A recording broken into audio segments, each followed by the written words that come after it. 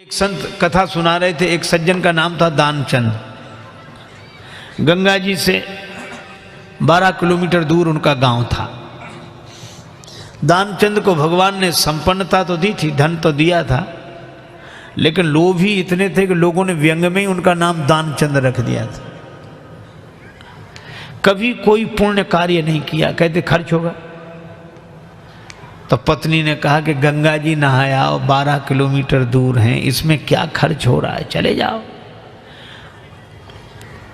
सवारी की भी जरूरत नहीं, पैदल पैदल चले जाओ और गंगा जी तो नहा लो।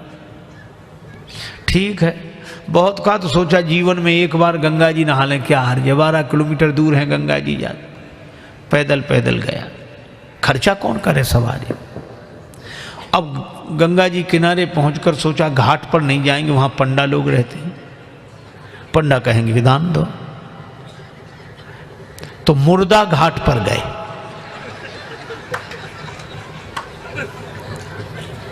अब मुर्दा घाट तो खाली रहता, कभी कभी दुनिया में अपने घर में कोई सीट खाली करता है तो मुर्दा घाट भरता है, बाकी तो खाली है। सोचा ये ठीक, न पंडा का झंझट, न दान का, न पुण्य का। गए सो कपड़े उतारे, इधर उधर देखा कोई नहीं है, सोचा डुबकी लगा ले।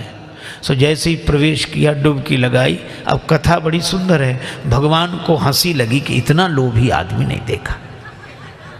तो भगवान ने सोचा कि चलो आज हम इसको छकाते। तो दानचंद ने देखा इधर उधर कोई नहीं था, पर गंगा जी में जैसे ही डुबकी लगा के और बाहर निकले, वैसे ही पंडा के रूप में भगवान उपस्थित। यजमान की जय हो।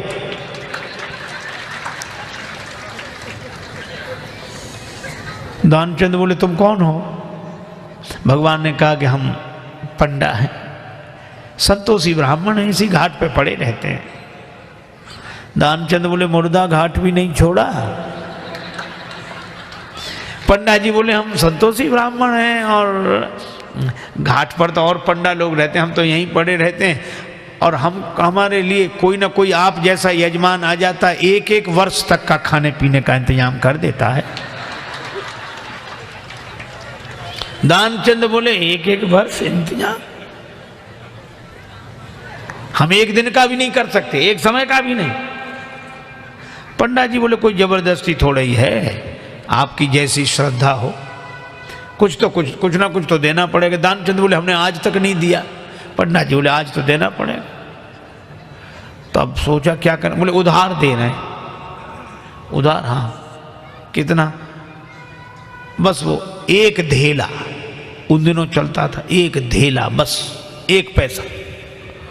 भगवान ने कहा चल दिया, तो संकल्प करा लिया, 1 धेला उधार देकर 12 किलोमीटर गया, नहाया, फिर 12 किलोमीटर पैदल चलकर आया। शाम होने को आई, थका हुआ दानचंद बेचारा घर में भीतर सोने ही जा रहा था। तब तक दरवाजे पे आवाज आई, यजमान की जय हो। दानचंद का देखो कौन है। पत्नी बाहर गई, देख कर आई और बोली किसी पंडा से कुछ देने के लिए कहे आए थे। दानचंद बोले कहा था, बोले आ गए, बाहर आई हैं। दानचंद बोले आ गया वो, हाँ। दानचंद बोले कि कह दो कि अभी दानचंद बीमार हैं, 2-4 दिन बाद आना। पत्नी ने कहा कि वो तबीयत खराब हो गई, वो बीमार ज़्यादा हैं, आप 2-4 दिन बाद आना। पंडा जी बोले दान मिले चाहे ना मिले, पर हमारे संकल्प में वो हमारे यजमान बीमार हो, ऐसे संकट के समय यजमान को छोड़ना धर्म नहीं, हम भी यहीं रहेंगे जब तक वो स्वस्थ नहीं हो जाते, यहीं इंतजाम कर दे। आप तो सामग्री ला दो, हम तो बना लेंगे अपने हाथ से भोजन। पत्नी ने फिर जाके कहा, पर दानचंद भी अद्भुत आदमी, कहने लगा नहीं जा रहा ना, वो लोग कह रहे यहीं रहेंगे जब तक बीमार रहोगे। दानचंद बोला तो कह दो मर गए वो।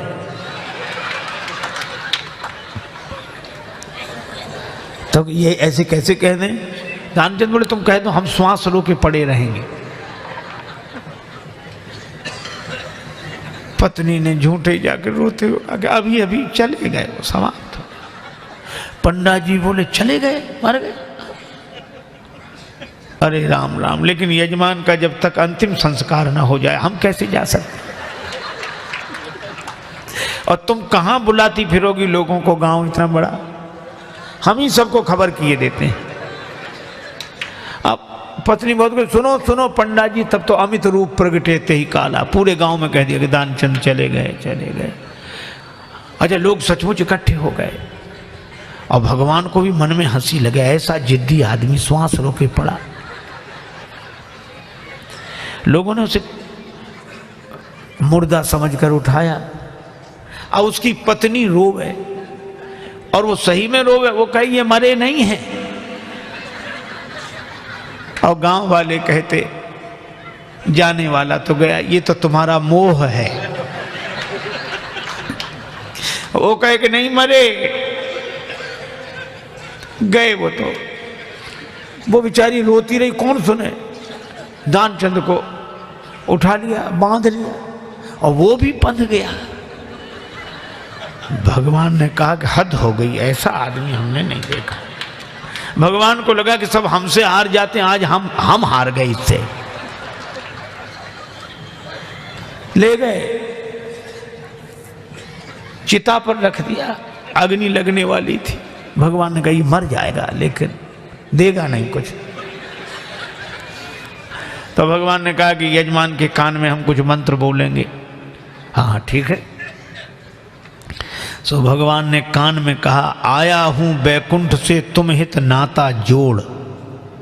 भगवान ने कहा कि हम हार गए, हम भगवान हैं, बैकुंठ से आए, तुमसे नाता हमने जोड़ा। सो पंडा ने जो कहा कि आया हूं बैकुंठ से तुम हित नाता जोड़, तो दानचंद ने सोचा ये तो भगवान है। सो आंख खोली, और जो आंख खोली सो वही पंडा, और जो पंडा को देखा तो फिर आंख बंद कर ली। भगवान ने कहा कि हम तुमसे कुछ नहीं लेंगे, मांग ले हो वरदान कछु, तुम ही हमसे कुछ मांग लो। तो दानचंद क्या बोला, बोले धेला दीजिए छोड़, बस वही छोड़ दो और कुछ नहीं चाहिए।